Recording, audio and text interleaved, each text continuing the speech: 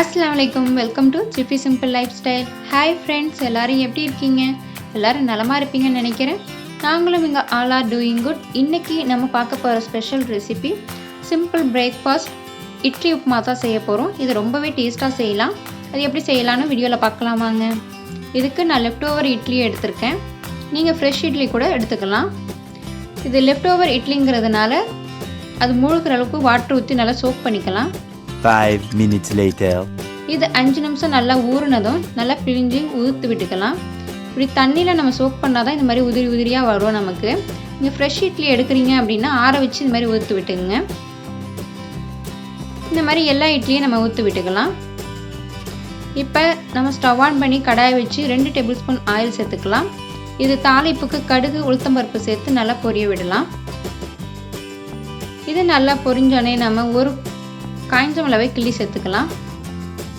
இது எல்லாம் நல்லா பொரியட்டும். இது கூடவே கடலைப்பருப்பு கொஞ்சமாக சேர்த்துக்குங்க.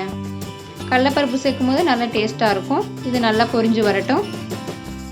இது கூடவே நம்ம ஒரு வெங்காயத்தை நல்லா பொடி பொடியாக கட் பண்ணி சேர்த்துக்கலாம். இது நல்லா வதங்கட்டும். லைட்டாக வதங்கினாலே போதும். இது கூடவே நம்ம கருவேப்பிலை ஒரு கொத்து சேர்த்துக்கலாம். ஒரு பச்சை மிளகாய் சேர்த்துங்க. உங்கள் காரத்தை ஏற்றாப்புல நீங்கள் பச்சை மிளகா சேர்த்துக்கலாம். இது கூடவே ஒரு கேரட்டை நான் குட்டி குட்டியாக கட் பண்ணி சேர்த்துருக்கேன். கேரட் சேர்க்கும் போது நல்ல ஒரு டேஸ்ட்டு கொடுக்கும். இதே நல்லா 2 நிமிஷம் வதக்கிக்கலாம். இப்போ நம்ம ஊற்றி வச்சுருக்க இட்லியும் சேர்த்து நல்லா கிளறி விட்டுக்கலாம். இதெல்லாம் ஒன்று சேர நல்லா கிளறுங்க. இப்போ உப்பாக்கு தேவையான அளவு உப்பு சேர்த்துக்கலாம். உப்பு பார்த்து சேருங்க, ஏன்னா இட்லியில் ஏற்கனவே உப்பு இருக்கும், அதனால் பார்த்து சேர்த்துக்குங்க.